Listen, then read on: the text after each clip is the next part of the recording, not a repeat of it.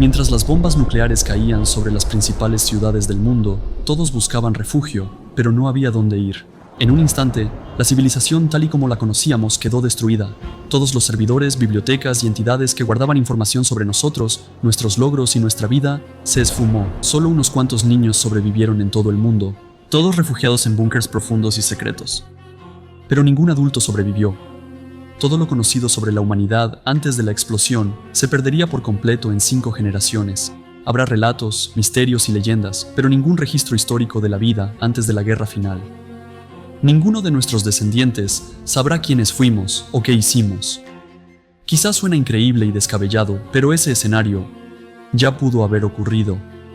Tal vez no con bombas nucleares, ya que no hay pruebas de que existieran antes de Oppenheimer, pero todo lo demás podría ser cierto, porque hay demasiado sobre nuestra historia que desconocemos. De hecho, antes sabíamos más. En el año 48 a.C., la biblioteca de Alejandría, que estaba en lo que hoy es Egipto, se destruyó. Historiadores estiman que en un momento, la biblioteca albergaba más de 500.000 de documentos de Asiria, Grecia, Persia, Egipto, India y otras naciones. Pero cuando las páginas se convirtieron en cenizas, la mayor colección de información del mundo antiguo desapareció. Hay muchas teorías sobre quién inició el fuego. Julio César es uno de los más frecuentemente señalados. Mientras llevaba a sus soldados a Egipto, una flota egipcia en Alejandría lo interceptó.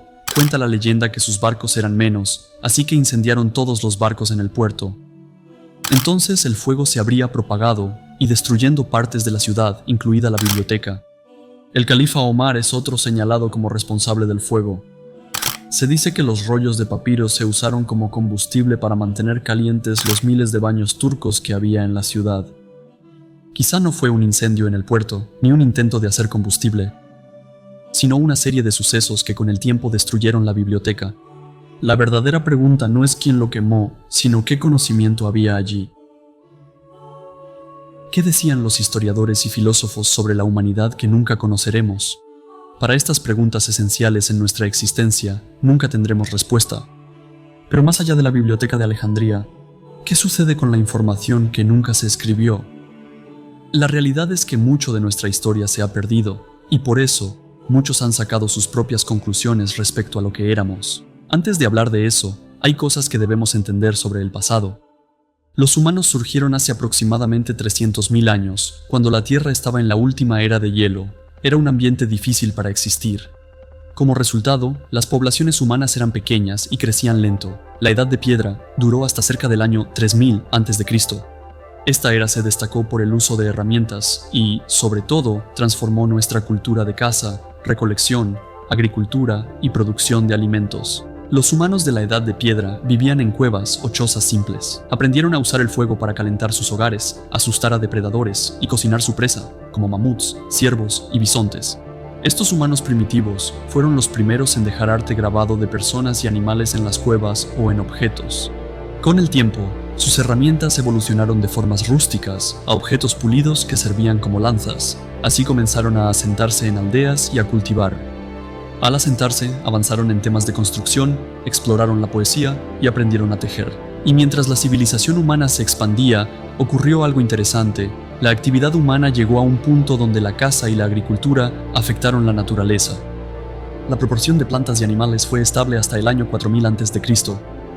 Desde entonces, los humanos han impactado el entorno de manera acelerada. En 3300 a.C. comenzó la Edad del Bronce, que duró hasta 1300 a.C. Aquí las herramientas despegaron. El metal fue introducido, lo que permitió la producción de mejores armas. Con mejores armas surgieron muchas cosas por las que pelear, como un gobierno organizado, leyes y religión. En este periodo, los humanos comenzaron a usar herramientas avanzadas y a crear textiles, en lugar de solo usar pieles de animales. Y quizás, lo más determinante, el comienzo de la historia escrita. Aparecieron los jeroglíficos egipcios, las primeras inscripciones. Después entramos en la Edad del Hierro, de 1300 a 900 a.C. La humanidad estaba ocupada. Vimos la llegada de la calefacción y la forja de hierro, que mejoró las herramientas y armas. Aparecieron casas de 4 cuartos, algunas con establos. Hay evidencia de planificación de ciudades, con casas y sistemas de agua. La agricultura, el arte y la religión avanzaron, y finalmente desarrollamos escritura y documentación. Al final de la Edad de Hierro, pasamos al periodo histórico temprano, donde la documentación de la historia humana se volvió más común. Esto es lo que sabemos con certeza sobre el mundo antiguo. Mucho de lo que sabemos viene de fósiles, pero por sí solos los fósiles no cuentan mucho. ¿Cómo vivían estas personas? ¿Cuáles eran sus rutinas? ¿Qué comían? ¿Cuáles eran sus anhelos? Con certeza no lo sabemos, pero existen teorías. Los griegos inventaron mitos de dioses para explicar sus vidas y emociones. También está la teoría de la Eva original, una mujer que dio a luz, ya sea literal o figurativamente, al resto de la humanidad. Esto podría ser posible porque la secuenciación del ADN demostró que esta Eva pudo haber existido hace unos 120.000 años. Los cráneos encontrados en el este de África sugirieron cómo pudo haber sido y dónde vivió. La gente se obsesionó con la idea de una Eva real, no solo un personaje bíblico, sino una mujer ancestro de todos. La idea se hizo popular, capturando la atención del planeta entero. Pero, ¿y si nuestros ancestros fueran de hecho más avanzados de lo que creemos? Siempre se ha creído que los humanos en el periodo paleolítico superior, desde el 50.000 hasta el 15.000 a.C., eran grupos de forajidos, sin establecer tradiciones u organización en sus comunidades. Sin embargo, han aparecido pruebas de entierros de príncipes y grandes edificios. Se hallaron entierros en Eurasia Occidental.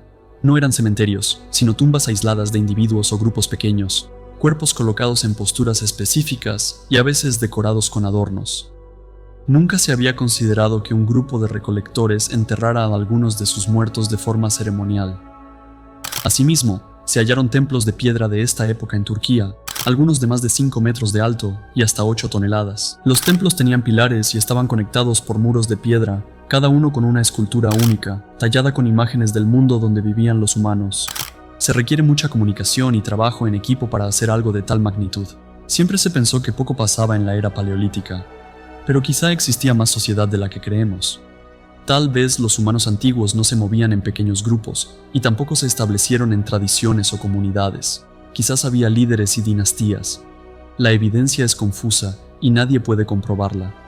Las teorías sobre nuestros ancestros cambian constantemente. Por ejemplo, en el siglo XIX y el siglo XX, la gente en Europa y América del Norte creía que los humanos primitivos no eran conscientes, como si todavía fueran salvajes.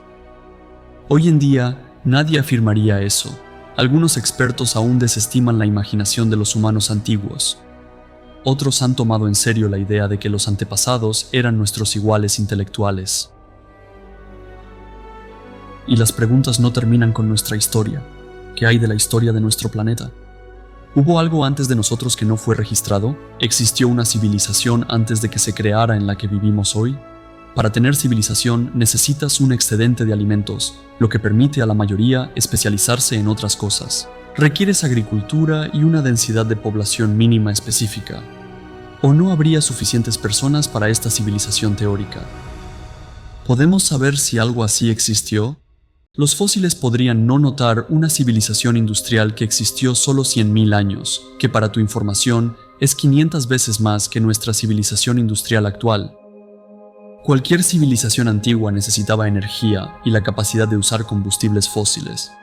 Los científicos pueden, en teoría, buscar efectos globales que dejen huellas de esto. Quizá habría evidencia natural, como restos de combustibles fósiles, pero también no natural, como un producto similar al plástico. Siendo así, dirías que no hay signos de esto, pero estás equivocado.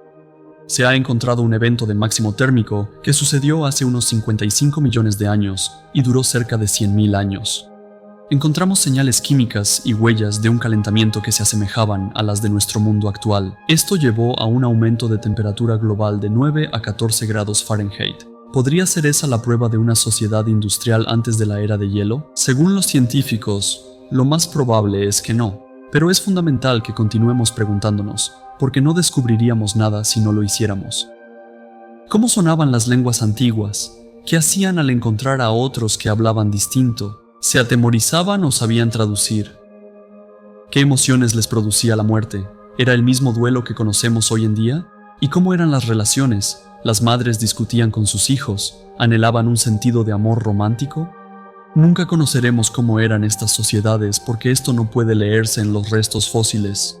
Por eso la quema de la Biblioteca de Alejandría es tan conmovedora. Es una lección sobre el riesgo de no priorizar las instituciones que guardan y comparten el conocimiento.